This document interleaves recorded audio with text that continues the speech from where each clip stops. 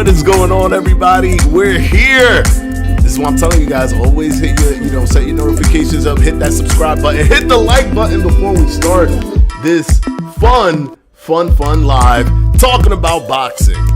Let's go ahead and switch over to my base. Let's see if we could get this in here. What is going on, guys? Hold on. Why is my stuff not set up?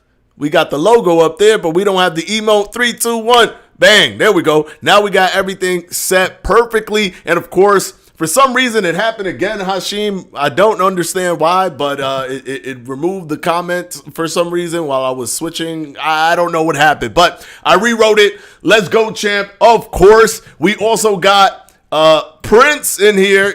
What's going on, Prince? And of course, the member, Hugh Jakes. We got to hit him with the member video. Member video as a sign of respect. Let's go. Let's go.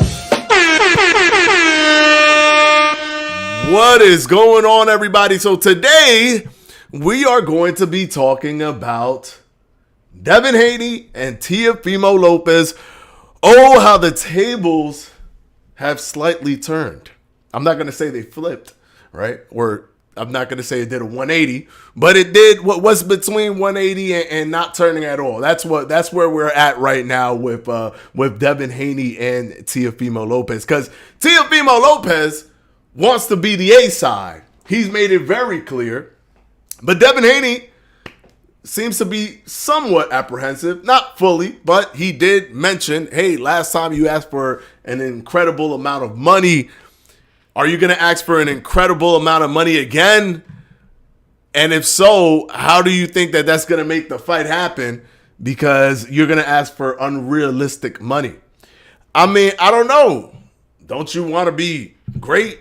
You know what I'm saying? Don't you want to not care about money? Wouldn't you fight for free? Right? Because this is the world we live in. Just fight for free, because if you fight for free, you get to prove that you're better, and therefore you get to start going through the entire 140-pound division and just fight everybody for free, so you can become undisputed again for free. Just bet on yourself, right?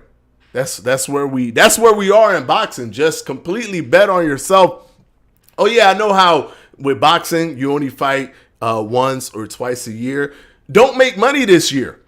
Go into debt, right? For this year, go into debt. See if you could, bet on yourself, build all these titles up, right? So that the fans could feel so good about you because you built yourself up. And then next year, pull yourself out of debt. See if you can find a way to fight somebody that's popular enough, so you could pull yourself out of debt. Maybe you could bang out like a tank fight so you could cash it all in. Pull yourself out of debt. Instead of being in the red, you're just above it, and then you become a hero to the fans, because you barely made any money, and you sacrificed so much and you barely made any money. Because that's where we are in boxing, right or wrong. That's where we are in boxing. Hold on, we got It's Just Jay. Hey, Fanatico, it's Jay, the boxer from Twitch. Great news. I found out today my girl's pregnant. Congratulations, Jay. We got to start that just reminded me we should start it with a Let's Get Ready to Rumble too. Ladies and congratulations, Jay. It's good to see you in here. Let's get ready to rumble. Good news indeed. I'm happy for you, man. I'm happy. It's a great thing to be a parent. It's a great thing. Kids are amazing. They might drive you crazy every once in a while, but the unconditional love that you have for your children is something. The love that you have for them is something that you really cannot put into words. People think they know what it feels like, but until you actually have your own child with you, you don't really know what it feels like. It's actually an amazing feeling. But going back to the Teofimo Lopez, Devin Haney situation. Now, let's talk about it. First of all, there's a lot of people that really do not understand the mandatory situation. Who's the number one contender for things? People just don't get it. Like I posted the video. Let me get a little bit of the seltzer water real quick. And the moment you drink this is like, you immediately have to burp. I posted the video. We got a $10 super chat by Adrian Dones. Congratulations. Who you got if Devin and Teo fight? Before I tell you that, let me hit you with the, what was it? $10 super chat? Let me hit you with the $10 super chat. Thank you so much for that $10 super chat. Let's run it one more time.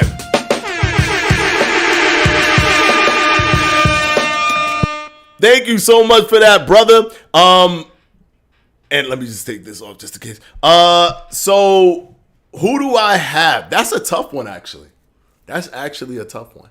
It's not easy for me to say who I would pick right now.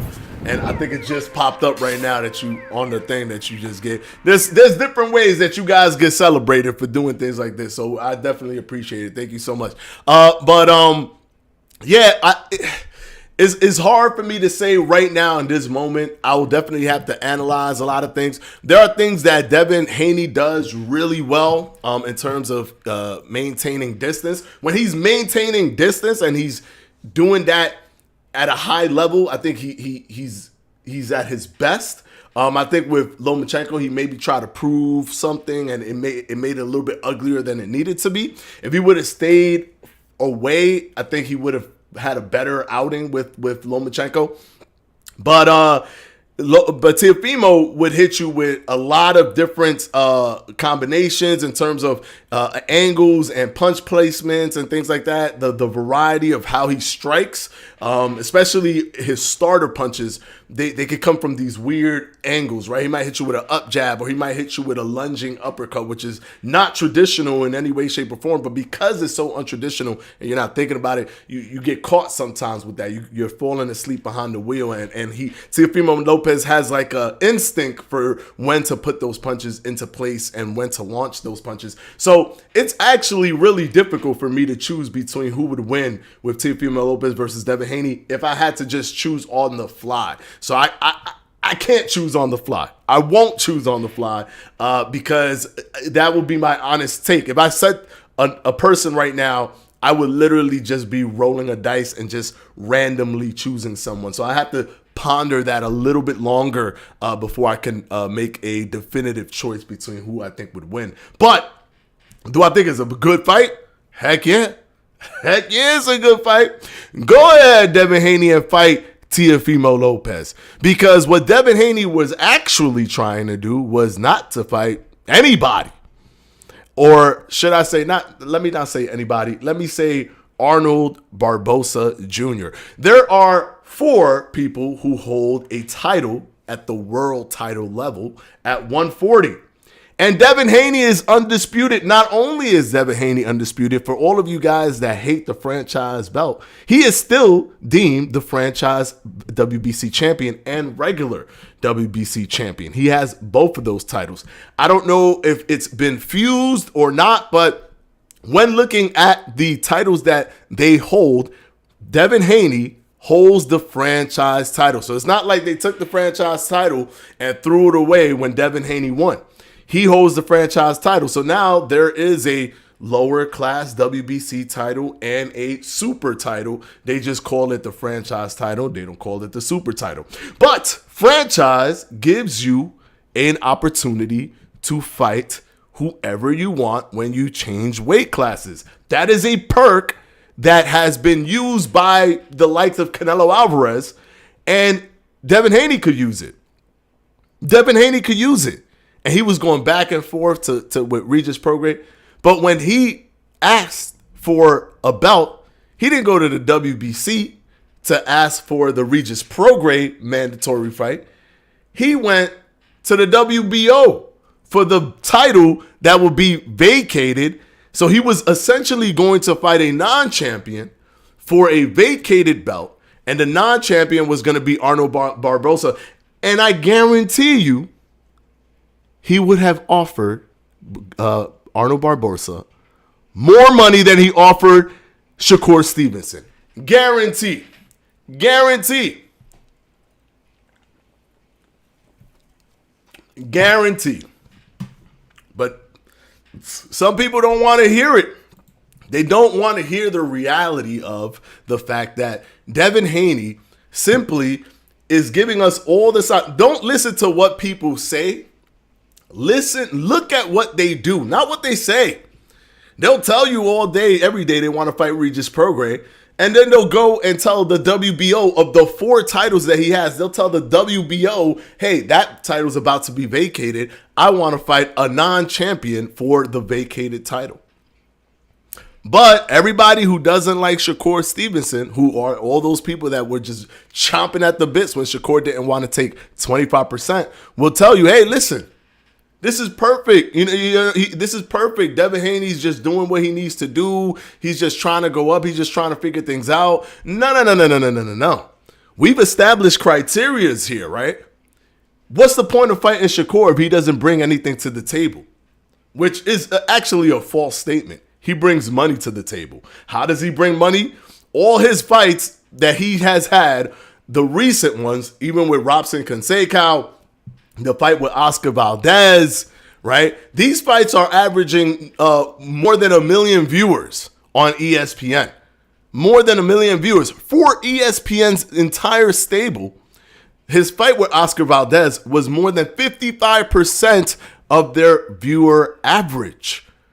More than 55% of their viewer average when Shakur fought Oscar Valdez. And when he fought a somewhat not known fighter, he still eclipsed 1 million views. So to say that he doesn't bring any money to the table or he doesn't bring anything to the table is kind of far-fetched. He brings more to the table than a Regis Prograis, who, by the way, Devin Haney wasn't even trying to fight. He was trying to fight for the WBO vacated belt. But as there is always plot twists and turns in the life and story of these boxers, Teofimo Lopez said, hold up. 1 second. Wait. I'm not retired. I'm not going to retire, and I'm not going to vacate the belts. If you want the WBO so badly, how about you come fight me for the WBO belt? And now things are getting feisty. I love it. David, good fight. Hopefully it gets made by the end of the year. Yes, absolutely, 100%. Listen, like I said, you guys know that I'm 100% a fan of Shakur Stevenson, but I'm also a fan of this boxing. So if Devin Haney decides he doesn't want to fight Shakur Stevenson, but he fights a Teofimo Lopez, I'm all for it. I would love to see Teofimo Lopez versus Devin Haney and then have Shakur Stevenson fight Lomachenko. So it'll be Lomachenko versus Shakur Stevenson if Devin Haney relinquishes the belts and moves up to 140 to fight for the WBO.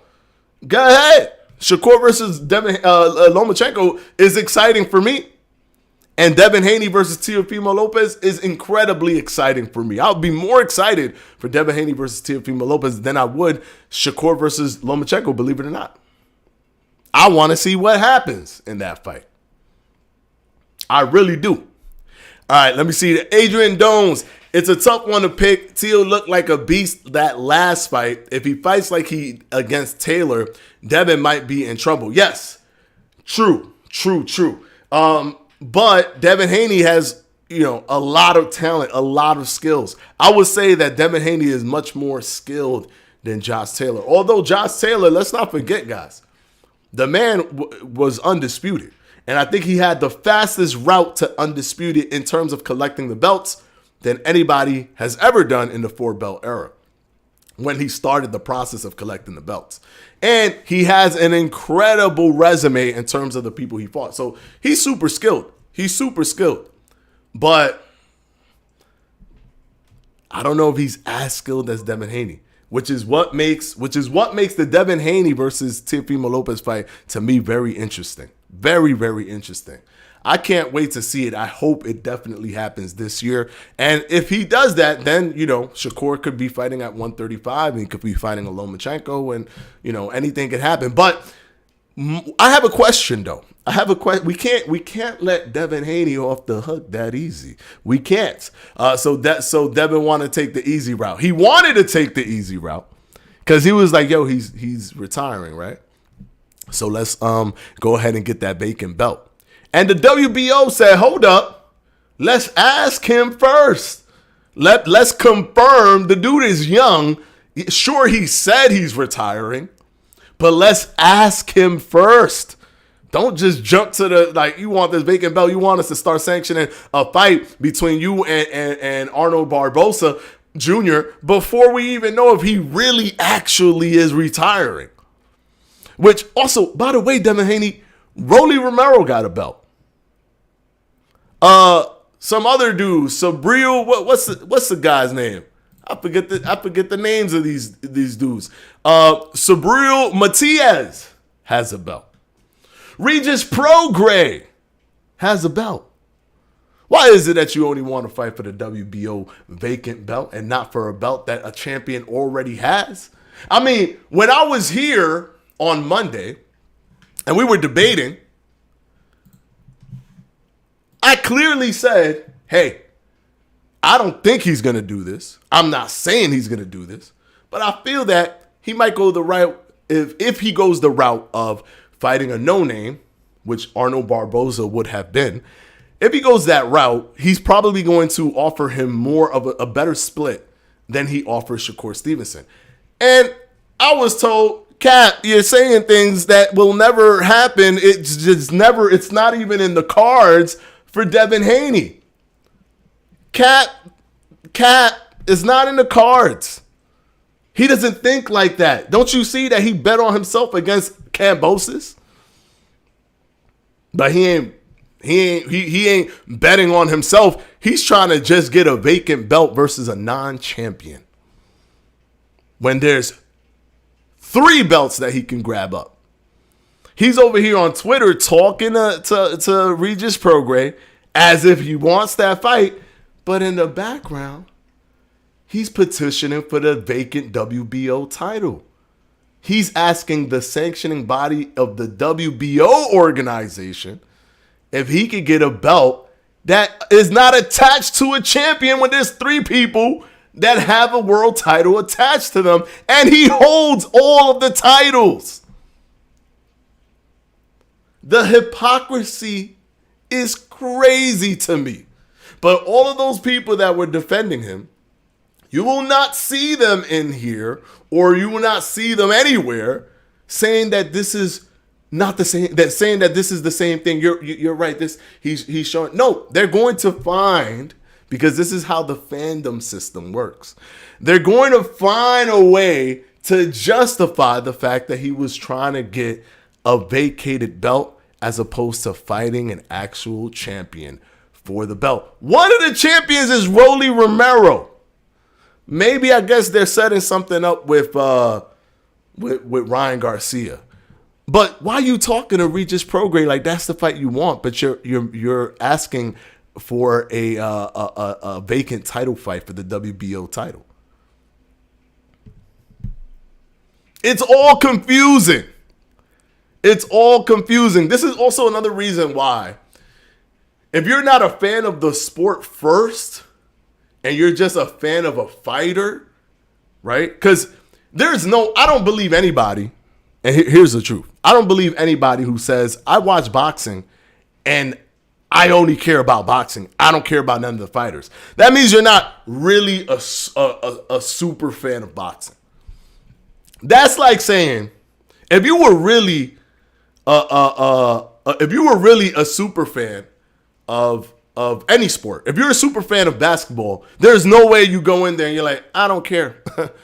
Whoever wins, whatever. I don't have any team that I like. I just like basketball. I just like the NBA. I love the NBA organization. I love watching it. I don't have a team, though. I don't have a team. That's cap. That means you ain't a super fan. That means you are a casual fan. Because if you were a super fan, if you were so invested, you can't help but pick somebody as your favorite. However, when it goes in the opposite direction, or when it goes northward, when it goes south, is when you're just a fan of a team and you don't care about the organization. You're not a fan of the sport itself first before you're a fan of that team. You're not a fan of boxing before you're a fan of a boxer. You're the fan of a boxer first, and then you're a fan of boxing. Or sometimes you're not even a fan of boxing. You're just a fan of a boxer. And because you cannot control what they do,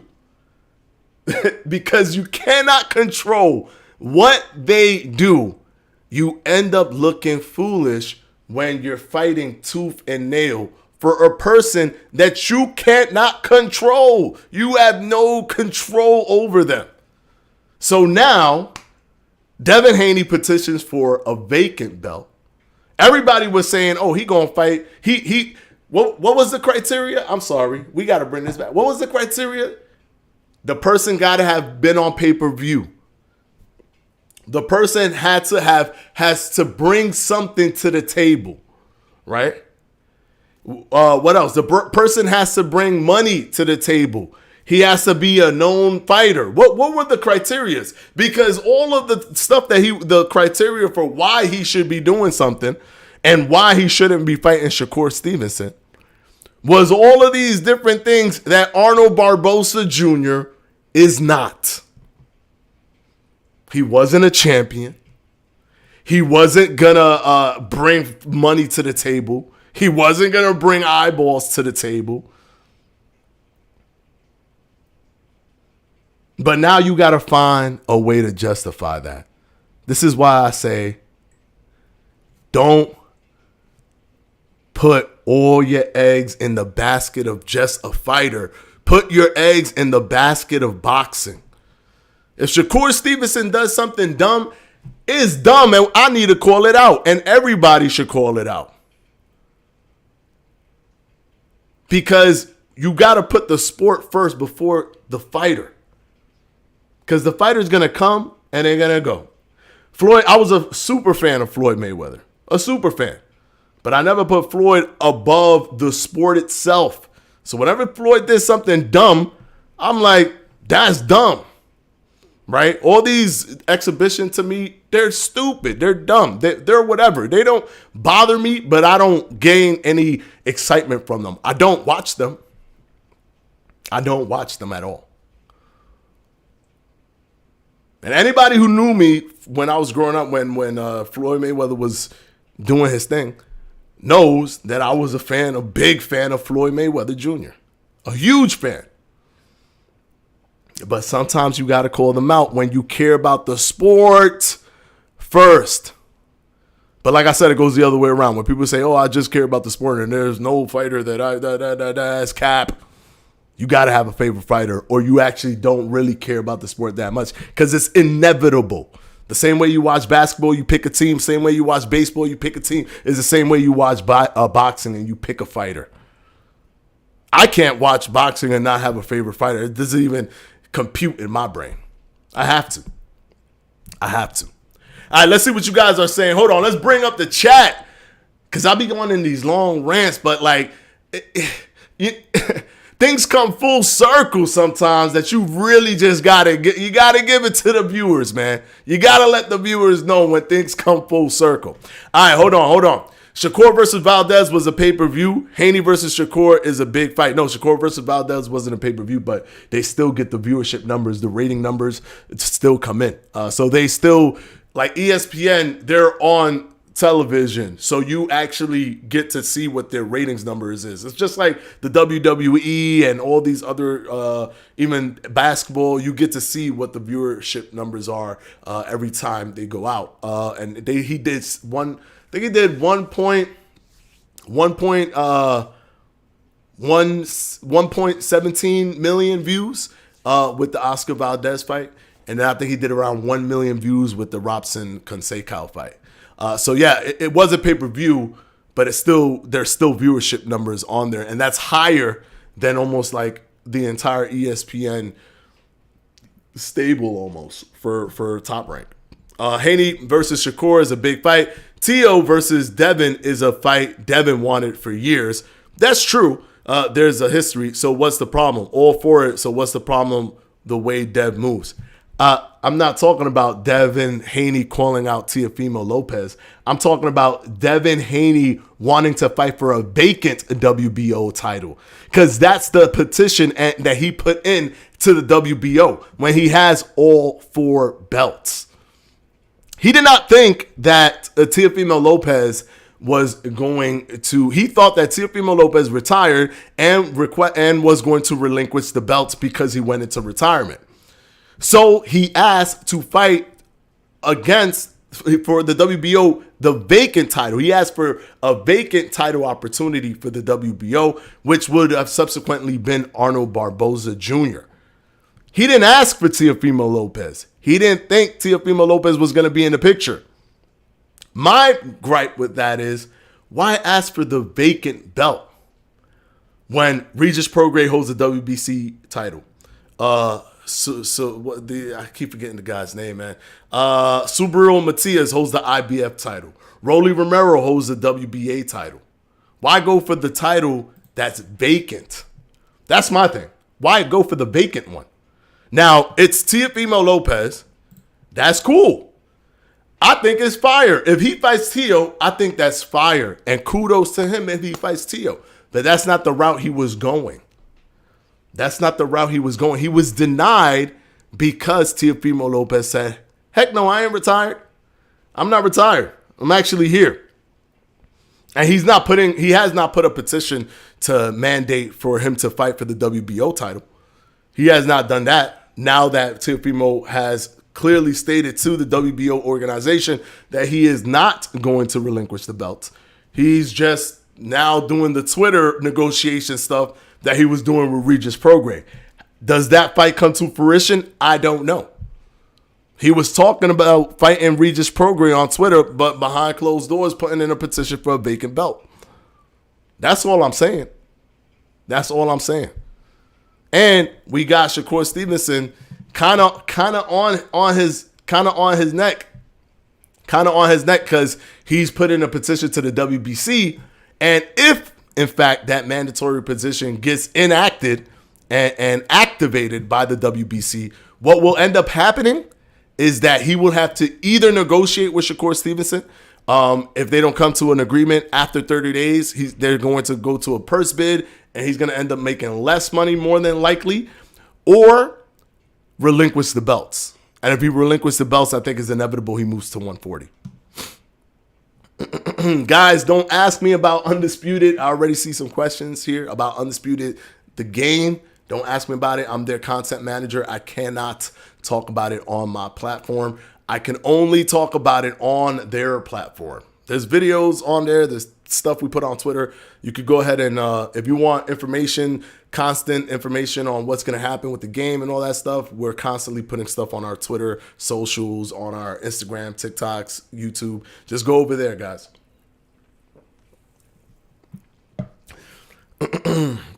Who's the bigger draw between Shakur and Haney?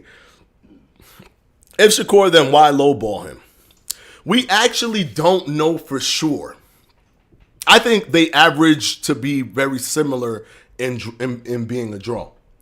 I think they averaged to be close, right? Because when Devin Haney fought Kambosos the first time around, he averaged around 1.3 million, which is close to the 1.17 million that Shakur had, right? But then when he fought Kambosos the second time around, it didn't hit a million.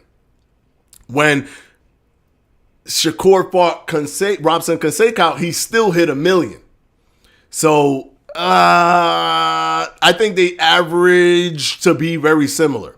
And of course, when he did the pay-per-view, he didn't sell much. I think it was reported that it was around 150,000 pay-per-views were sold. But pay-per-view is a different beast, right? It's a different story.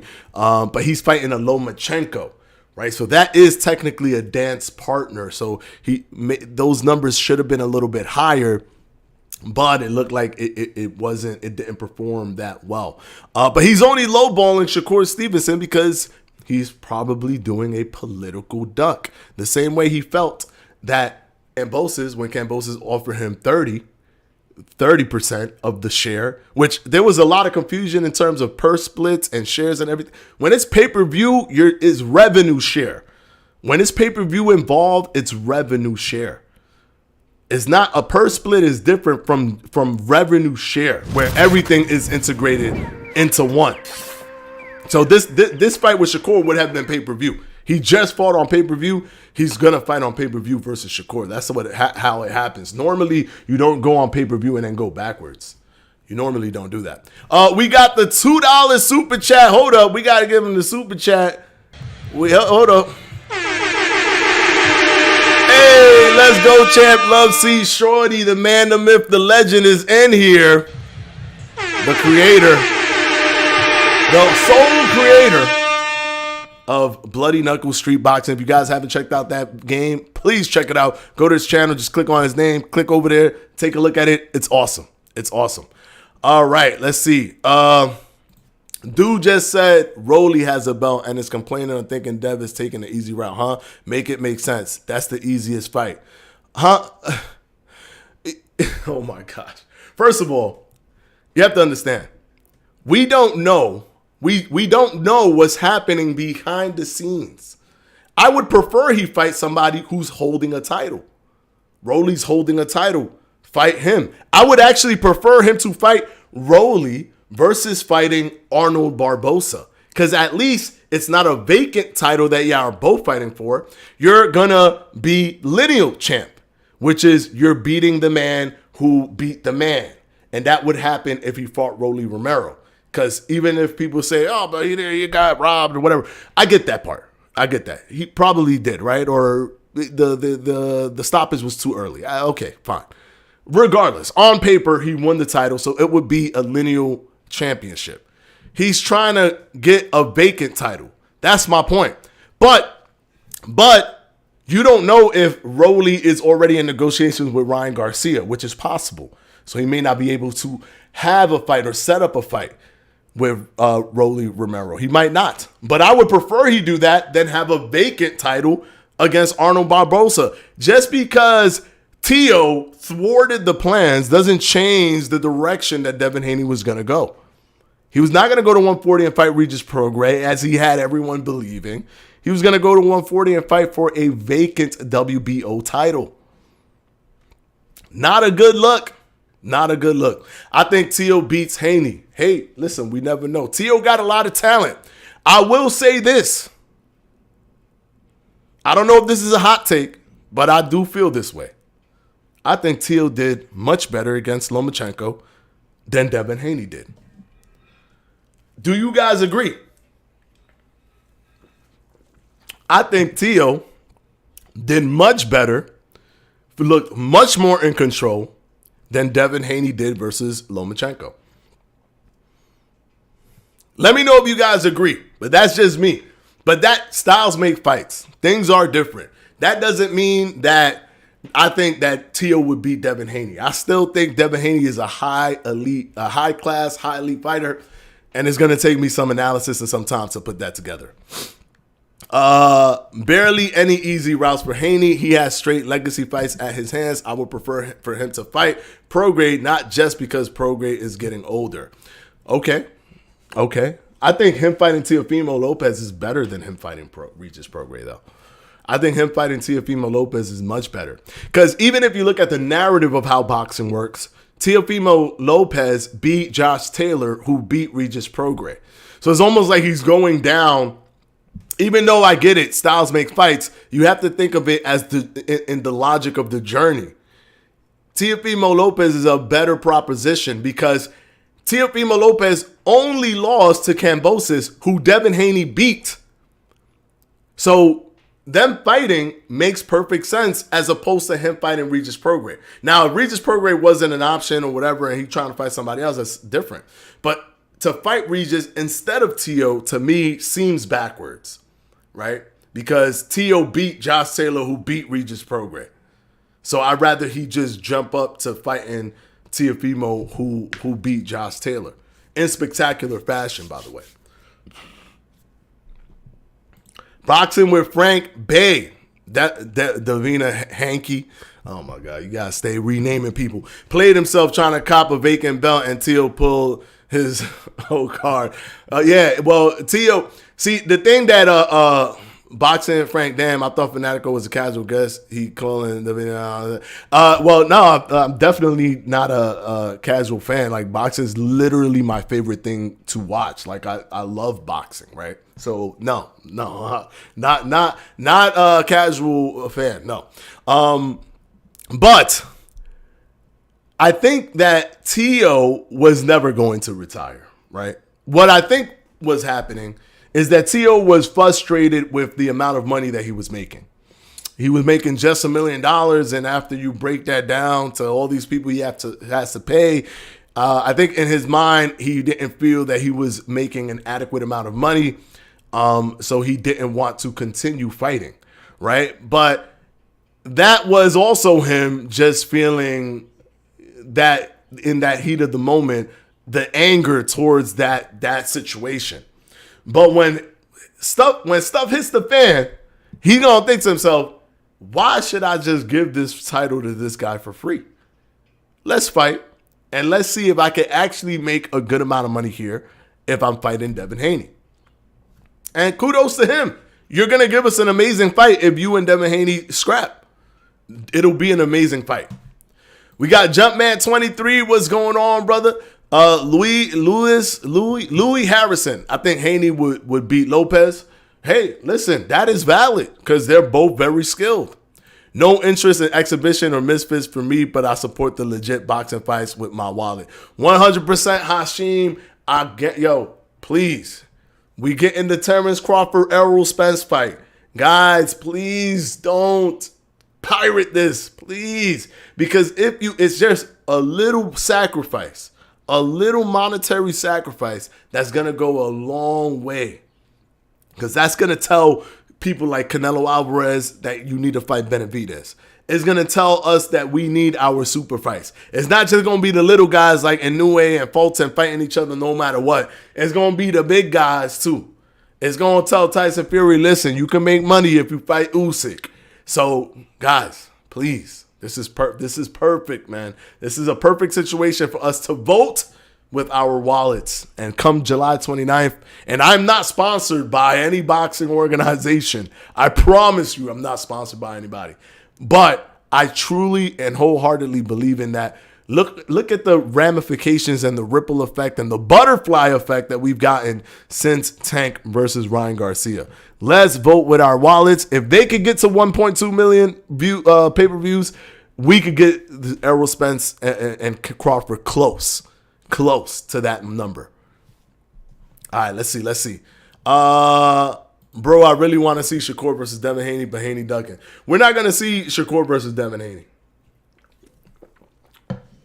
We're not. Think about it. He's already petitioning for 140 stuff. He looks like he's moving on. He has the right to move on, I believe, too, because he won the belt and he won undisputed and defended it twice. If he wants to move up, let him move up, right? If he wants to move up, let him move up. If he wants to fight at 140, let him fight at 140. If he's going to fight Teofimo Lopez, perfect. I think what will happen is even if WBC does mandate the fight to happen, for Shakur to fight Devin Haney, he'll relinquish the belts because there will be he's already thinking 140. So if this is holding him back, and it won't be the 25% that he offered because they'll have to negotiate and come to an agreement within 30 days. And after that, it goes to a purse split where they take 10% and they hold it for the winner. And then they give him, of the 90%, they give him 70. Of the 90%, they give Shakur 30. And the winner gets that extra 10%. I think that will be too much for Devin Haney if he's so stuck on 25%. So I think he just relinquish the belts and fight at 140. But hey, listen, like I said, I'm a fan of Shakur, but I'm a fan of the sport first. Shakur versus Lomachenko is still an amazing fight. And Devin Haney versus Teofimo Lopez is still an amazing fight. It's still an amazing fight. Guys, hit the like if you haven't. I see we got a bunch of you guys in here. Please hit the like. It helps the channel out tremendously so we can continue this boxing talk. We are in episode 34. I almost forgot the number. We're on episode 34, shooting for episode 50. So for us to continue this, guys, please hit the like if you haven't. Greatly appreciate it. Thank you so much. Hot take, Loma beats Haney in a rematch. That's possible. We don't know, but that's possible. I think the fight was close. I scored it for Loma, but I wasn't mad at the results because it was so close. It could have gone either way, in my opinion. Can you prove that? I haven't seen that. Saw him calling out Regis, though. Can I prove what? Can I prove that he put a petition in for the WBO for him to get a vacant WBO belt? Is that what you're asking? Is that what you're asking?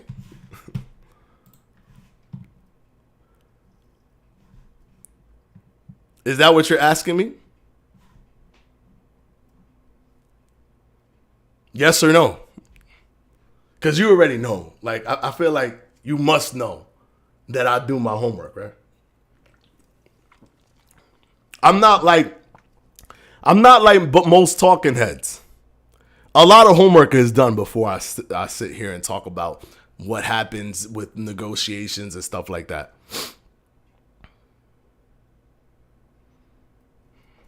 I'm waiting for your response.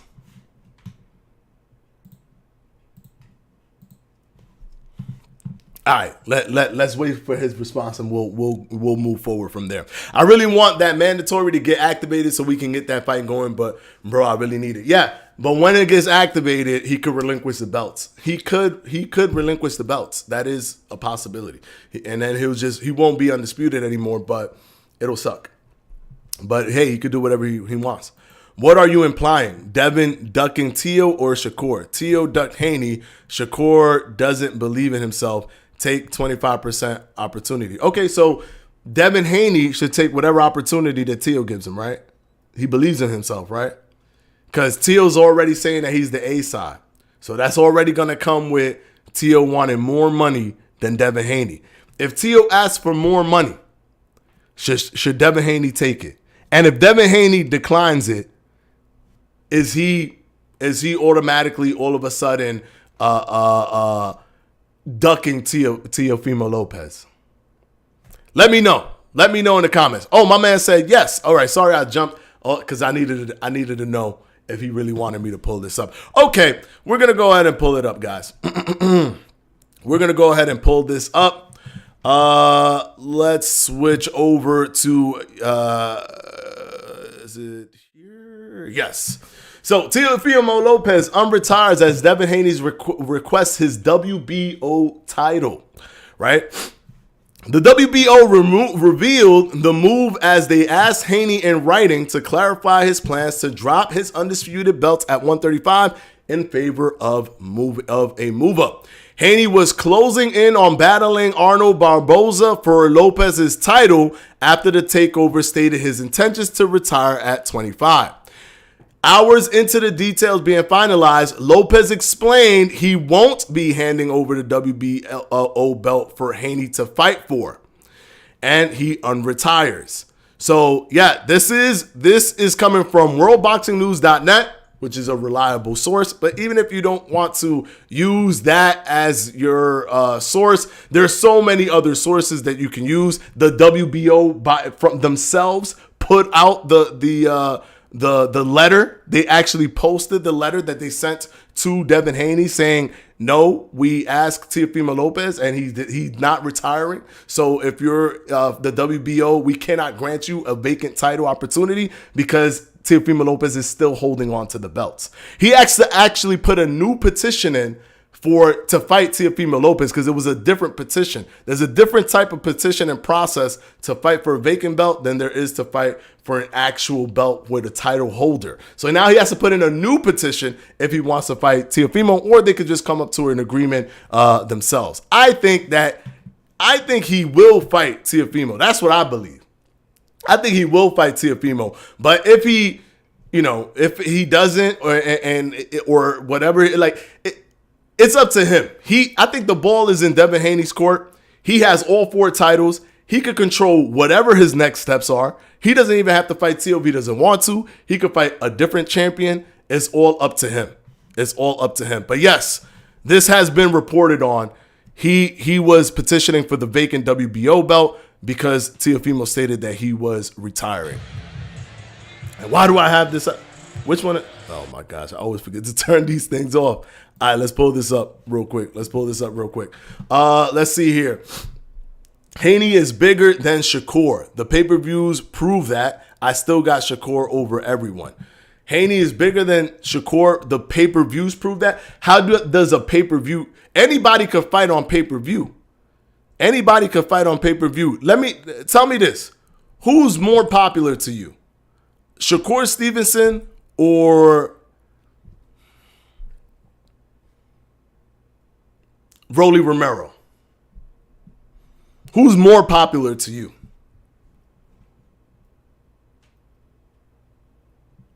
Let me know.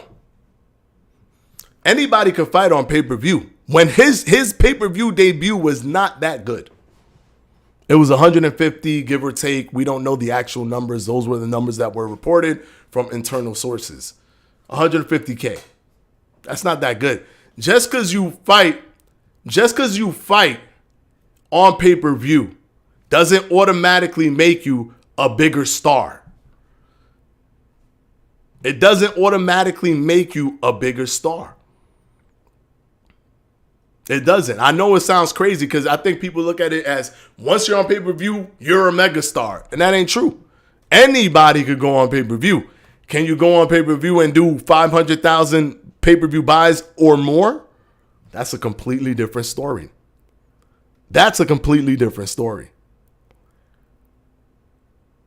And that's not what Devin Haney did.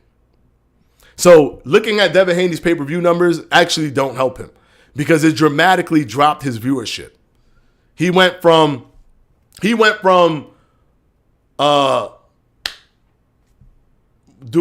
1.3 million views with Kambosos in the first fight, somewhere around 900,000 views with Kambosos in the second fight, to 150,000 pay-per-views with the Lomachenko fight. Meanwhile, Shakur Stevenson has been staying above 1 million views. So viewership-wise, they're basically the same.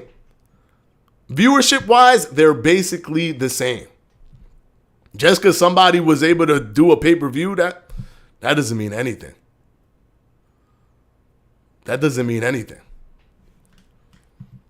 It was less than 25%. Devin took the worst split in history. Incorrect. He didn't take 25%.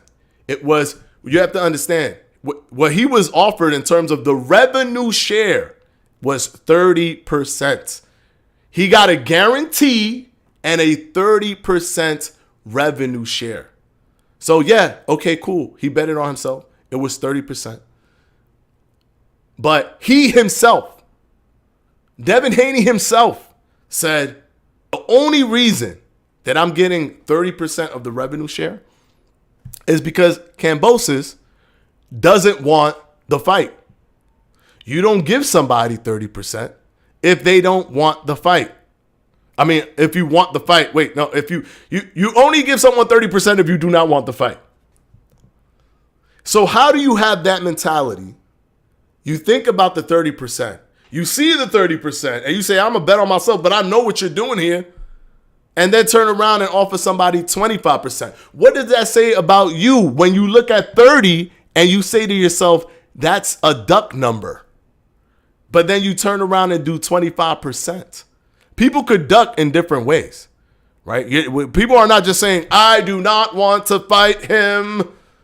Bye. People don't do that. People go, oh, okay, cool. Let's offer him 25% and don't budge. Let's just offer him 25%. If he says yes, we get the fight and we make bank. And win or lose, we didn't lose. If he says no, we say, hey, look, he don't want to fight me. I want to fight him. But that's not how negotiations should work.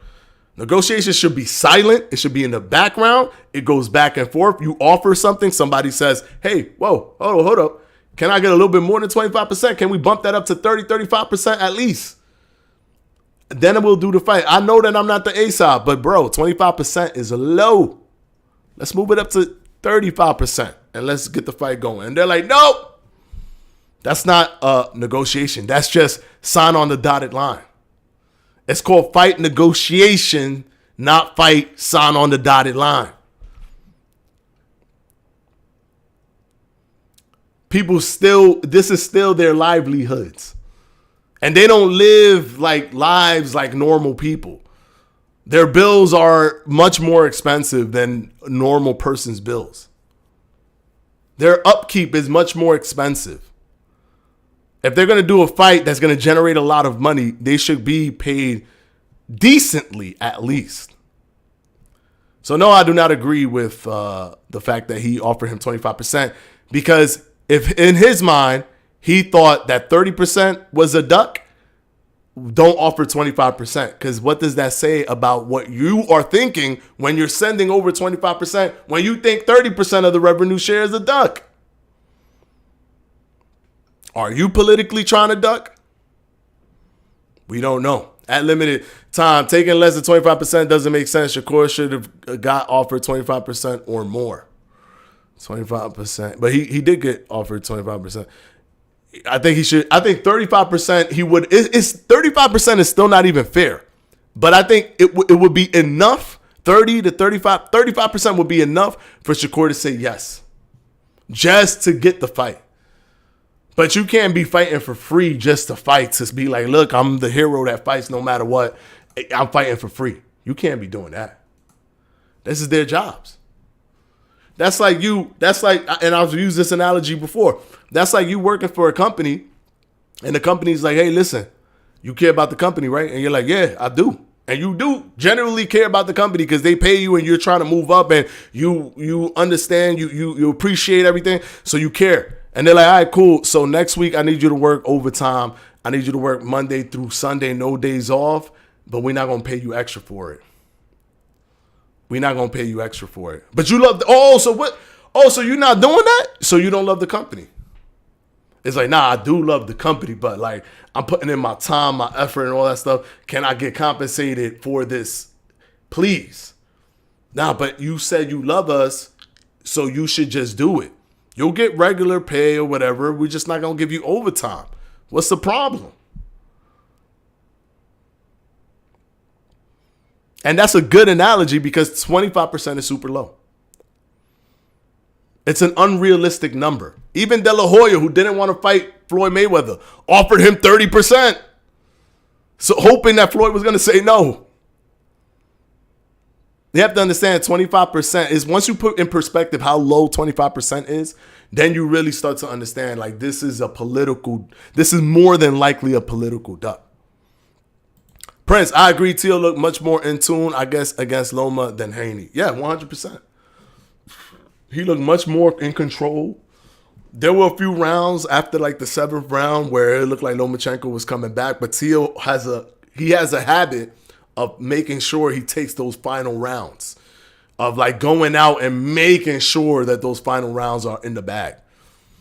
And he did that even with Josh Taylor. And I respect that about him. Like, go out and go ham, especially for those final rounds. Because anything could happen. Judges could be seeing anything. Don't cruise control, because when you cruise control, it could come back to bite you. All right, let's see. You just said you know what's going on behind the scenes. Now you don't. What? Okay, maybe I'm just too late. Maybe I need to catch up. Because I'm sure that we just showed that. Who do you think won the Haney versus Loma fight? I scored it for Loma. Was I mad when they said Haney? No. Why? Because it was a close fight. So the people that are out there saying Loma got robbed infuriates me. Or annoys me. I wouldn't say infuriated because I don't really, like, it's whatever. But it annoys me because how can you call a close fight a robbery? A close fight is literally the definition of something that can go either way. It's a close fight.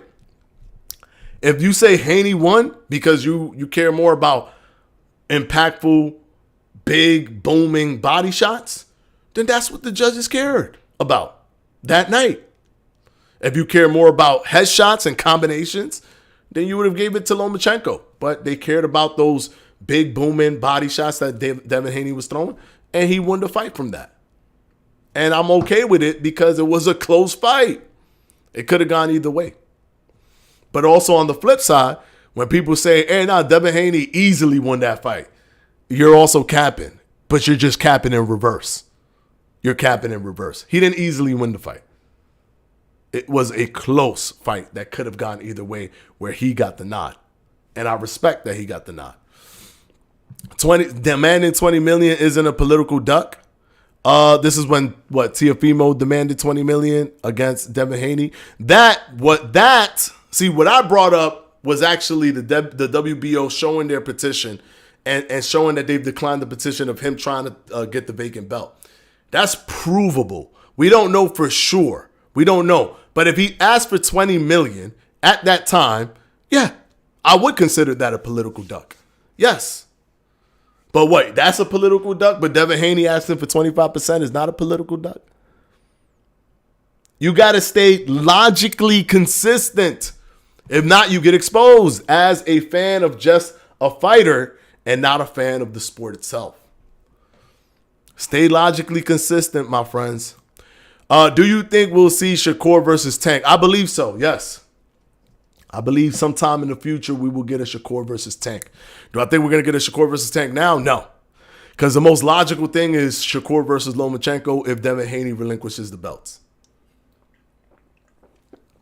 But Devin Haney could surprise us and still fight Shakur Stevenson and hold on to the belts. That is a possibility. Shakur is more popular. You could argue that. That's an argument. They're very close in viewership. But in terms of the last viewership, because it was on pay-per-view, unfortunately, he got way less views. Way less views compared to Shakur's last fight, because Shakur got over 1 million views. I could be on pay-per-view, to be honest. Yeah, isn't Jake Paul on pay-per-view? Wasn't Logan Paul on pay-per-view? Being on pay-per-view doesn't mean anything. It doesn't really mean much. Isn't all of these YouTubers on pay-per-view, even YouTubers that people don't really know much? Okay, good job. You proved that. Respect. Okay, cool. Thank you. I appreciate that. But isn't Devin forcing Teo to fight him or give up the belt? It's really similar to what he did with Lomachenko, but then Lomachenko became Lonely Chicken. Isn't Teo fighting? Well, he petitioned for a vacant belt. He put in a petition for a vacant belt, which would have him fight Arnold Barboza Jr. for the WBO belt. If he wants to fight Teo, he would have to put in for a petition with the WBO, which, by the way, he has all the belts, so he can fight anybody he wants, especially the WBC belt that gives him franchise championship perks, which allows him to literally, without doing anything at all, just go and fight for Regis Prograis' WBC belt. So there's less red tape there, but he chose the WBO vacant belt instead of the less red tape scenario of a Regis Prograis fight. When he was talking to Regis Prograis in the public, this is what I say, when people are talking in the public, this is why Teo talking to Devin is worrying me a little bit. When people talk in the public, the fight almost never gets made.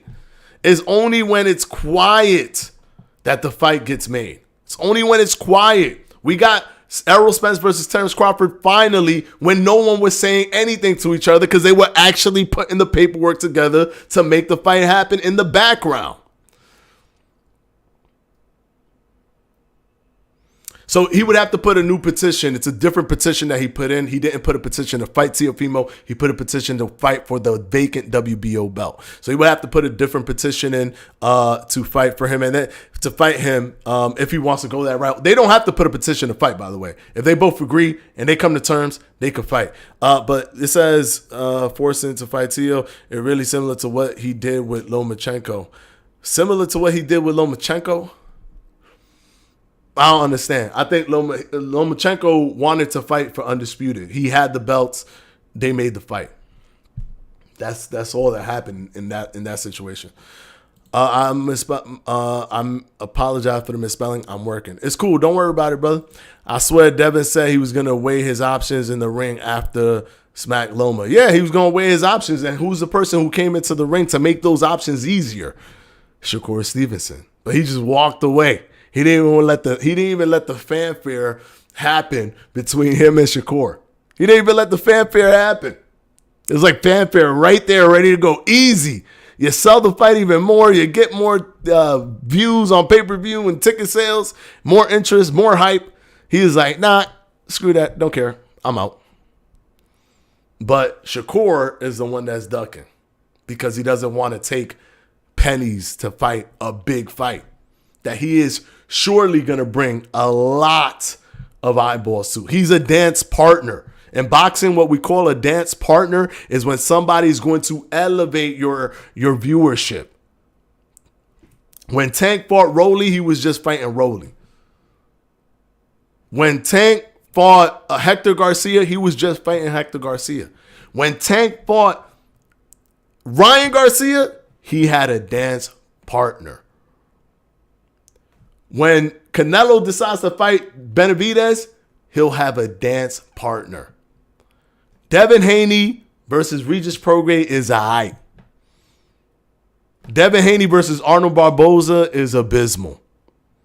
Devin Haney versus Shakur Stevenson is a dance partner. And that's what gets you the most money. So that's why I say when people say Shakur doesn't bring anything to the table, they're looking at it in such an arbitrary way. He doesn't have a title. He was never on pay-per-view. That doesn't matter in terms of making money. It's not if someone had a title, if they were on pay-per-view. It's just, can they bring money, period.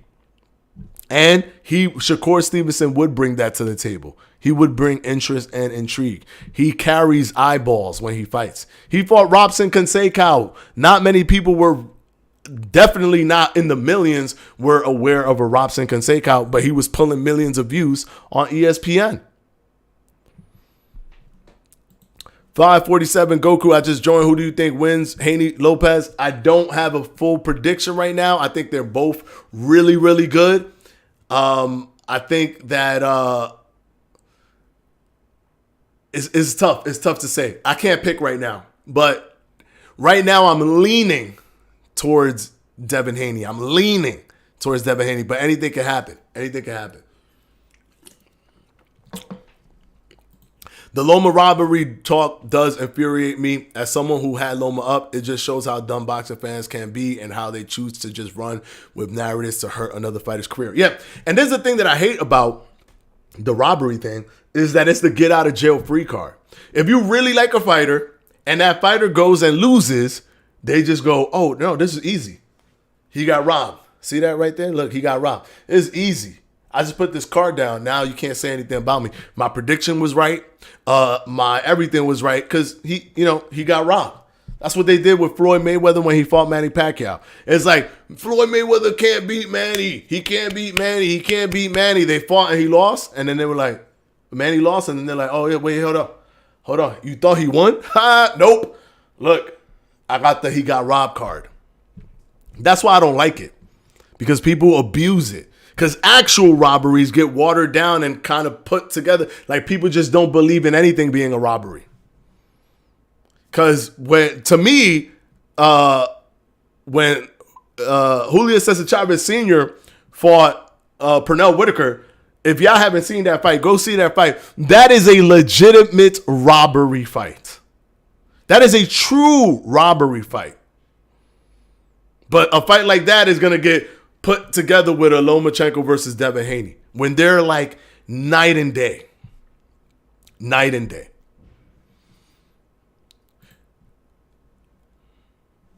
Let's see. I was saying Shakur is more popular than Rolly. You were just far behind. Oh, okay. Cool. Yeah, yes. He is. He is more popular than Rolly. I think the biggest dance partner for Dev is Teo, not Shakur at the moment. That could be. You could be right. Teo does decent numbers as well. So, yeah. Like I said, guys, in the beginning of this video, in the beginning of this live, I said, I don't mind if he fights Teo and not Shakur. This new development is a little bit exciting for me. I would love to see it. I'm a fan of the sport before I'm a fan of the fighter. Am I a Shakur Stevenson fan? Absolutely. But it doesn't cloud my judgment in wanting to see different fights, the best fights. If he moves up and fights Teofimo, that might be a better fight than him fighting Shakur right now. Because that also even allows for Shakur to fight Lomachenko. And if Shakur fights Lomachenko, they'll have a very recent, very common opponent. And depending on how Shakur does, that might push for a Devin Haney versus Lomachenko, Devin Haney versus Shakur fight after the Teofimo fight. Fanatico, what do you think is going to be Shakur's next fight? I think it's Lomachenko. Contrary to what people are telling you out there, people want to push a narrative that Lomachenko is the number one contender. He is not. The number one contender is Shakur Stevenson. If Shakur was not the number one contender for the WBC, he would not even have a road or a path to put in a petition for the WBC belt. He wouldn't.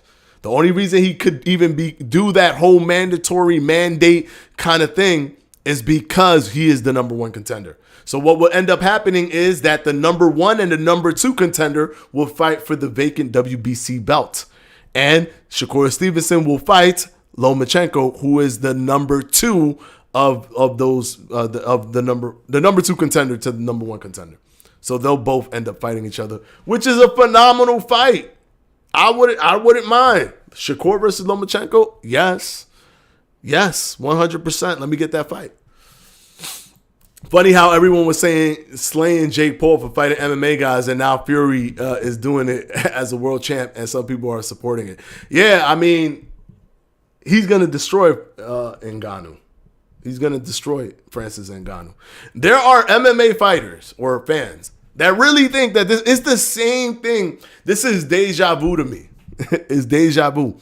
When Conor McGregor was going to fight Floyd Mayweather, there was a big portion of people, like people who didn't care so much about boxing, and also people who didn't care so much about MMA, who were casual fans of combat sports, period, that were like, this is stupid. He's clearly going to destroy him. Mayweather is clearly going to destroy McGregor. However, there were MMA fans that actually believed that McGregor, without any amateur fights or anything, although his discipline was boxing, so you give him that, but that's it, that he was going to go into the professional ranks or into the professional fight, beat Floyd Mayweather, who beat greats, who set insane records in terms of consecutive championship wins, championship bout wins, or beating champions. And he thought that he was just going to come. People thought that he was going to come and win. And now people think that Francis Ngannou is going to beat Fury. And he's just not. He's just not. Is it a big crossover mega fight? Yeah. Is it intriguing? It's a circus show. The same way Floyd, when he fought, what's his name? McGregor, it was a circus show. It was a circus show. This is also a circus show. By the way, JNO, thank you so much for the subscription, guys. If you haven't subscribed, subscribe. I see the subscriptions popping up right here. I saw that it popped up over here. It was a little bit delayed for me, but thank you so much for the subscription. Hit the like button as well, guys. We're past 8 o'clock, but let me just, I'm going to end it real quick. I'm just going to go through this list of things that you guys have to say, and then we'll go ahead and end it. So we got a little bit of overtime today, Hold on. Only MMA fans at Fury Nut Hugger support this matchup. It's bad for the heavyweight division. Nothing is gained for boxing. Now, the cool thing is that everyone is busy before December. I am hoping that this is a Tyson Fury, stay busy, and then they do the September extravaganza, which is Tyson Fury versus Usyk, Deontay Wilder versus Anthony Joshua. We already got 50% of that built in. Deontay Wilder and Anthony Joshua is set. All Anthony Joshua got to do is get past, who's he fighting? Is it White? White, right? All he got to do is get past him, and then we got that fight. I think Deontay Wilder is trying to set up an Andy Ruiz fight, so that will be his stay busy fight. And Tyson Fury has the worst stay busy fight of all of them, which he'll be fighting Ngannou. Usyk is fighting Daniel Dubois, so that's his stay busy. So everybody got like a little stay busy, and then December, hopefully we get that Dillian White. There we go. Hopefully we get that incredible, extravagant December that they're trying to build, where it's all four of them fight on the same card, a super card. Oh, and don't forget, guys, tomorrow's Frank Martin's fight. Frank Martin and tomorrow Alicia Baumgartner fights. So we got Alicia Baumgartner fighting and Frank Martin fighting tomorrow. That's going to be awesome. We're going to talk about it on Monday when we come back to Boxing Fanatico Live, episode 35 on Monday. I was a big Fury fan before this Usyk mess happened. Okay. I mean, I'm still a fan of Fury. I want him to fight Usyk. I don't know why he doesn't want to, but it doesn't take away from me being a fan of his. I'm a fan of all those guys. I'm a fan of Anthony Joshua. I'm a fan of Deontay Wilder. I'm a fan of Usyk. And I'm a fan of Fury. It is possible that you could be a fan of all those people. It doesn't have to be like that. Like I said, when you love boxing, you don't have to put yourself in a box. You don't have to put yourself in a box. Not a hot take. Inoue will be the number one pound for pound by next year. Okay. I think Crawford will be. But because the winner of that is automatically pound for pound number one for me. But is Inoue a pound for pound fighter? Absolutely. He's definitely, to me, the best Japanese fighter of all time. I would say that for sure. I know a lot of people saying the winner of Spence versus Crawford is pound for pound, but for me, it's the winner of Fulton versus Inoue. I don't think so. I think it's the winner of Crawford versus Spence. Because let's put it like this. If Crawford wins, he will be a multi-divisional, the first time in the history of the sport during the four-belt era to be undisputed in two divisions. And the first to be undisputed in the hottest division of like the past 40, 50, 60 years, 70, 80 years in the welterweight division. Now, if Spence beats Crawford, he would have beaten Crawford from being one step away from doing that. Plus, they're already in a decent position on the pound-for-pound list. So I think that, honestly, the winner of Spence versus Crawford is to determine who the best fighter in the world is. That I truly believe that. He need to fight Shakur first. Well, if he fights Teo, I'll be okay with it. I'm actually okay with him fighting Teo. Like, I know people think that I want him to fight Shakur or whatever. Sure, fight Shakur. That's fine. I'm a fan. My favorite fighter is Shakur. I would be ecstatic if you fought him. But Teo sounds like a cooler situation for Devin Haney. Like, Devin versus Teo, that sounds fire. I wouldn't mind seeing it. And then the winner after maybe, fights Shakur after. Like, who knows? But I wouldn't mind seeing it. So I'm actually for him fighting Teofimo if that fight comes through. Also, Fulton is the third greatest super bantamweight of all time, been having a better run at 122 than Barrera, and is actually not close. Only Morales and Gomez can be said to have had better runs. Okay, yeah, no, listen, I know that Stephen Fulton is nice. He's really good. And so is Inoue, obviously. But Spence versus Crawford, I've already explained why I think this is going to be the crowning number one guy. Conor had him until he ran out of gas. Conor McGregor, I'll keep it frank. Conor did do decent, but he looked like it's like the reason he did good was because he was so awkward and amateurish. if that makes sense. It's the same way Logan Paul was throwing wild punches and Floyd just blocked. Because it's hard to be super smooth and slippery when the person is not even throwing textbook correct punches, right? They're throwing the wildest stuff ever. No one's supposed to throw hook. But that's what Logan Paul was doing. So instead of trying to predict the wild, just block and hey, whoa. And that's kind of the same thing that was happening with Conor McGregor. There was an incredible awkwardness there that Floyd was having to overcome, get timing, get rhythm, get all this stuff when he's so used to people being technically correct that he had to like almost unlearn a lot of stuff, pick up like this new trend of like punching from Conor McGregor in real time and then overcome that. So it's believe it or not, a person who is not a professional boxer, who doesn't carry the skills of a professional boxer, has a short period of time in the beginning of the fight to flank a professional boxer. And if they don't capitalize on that short period of time, it's over. They'll be found out. They're not going to have enough to extra layers to do extra things. They have this one thing they could do. If it works early, you're good. If it doesn't, you're done. And I think that's basically what happened with Conor McGregor. Let's see. If he touches Fury's chin, it might be lights out. But we don't know if that power could transfer with big gloves and the way that it. We don't know. We have to see. Hit enter accidentally. I think Fury versus Ngannou fight is an L for Fury and boxing both. I'm damn happy for Ngannou. Fury wins easy, and that's from an MMA fan. Yeah, let's see, man. I mean, well, you never know, but I think Fury's going to win that. Pretty sure if Usyk wins, it says Usyk will fight in the tournament. Really? I don't know. I didn't see that part. But if they could put Fury in there, they're going to move this guy to the side for Fury. What happens if Francis somehow beats Fury? Then the world, it'll be crazy. It'll be actually crazy. MMA will rejoice, right?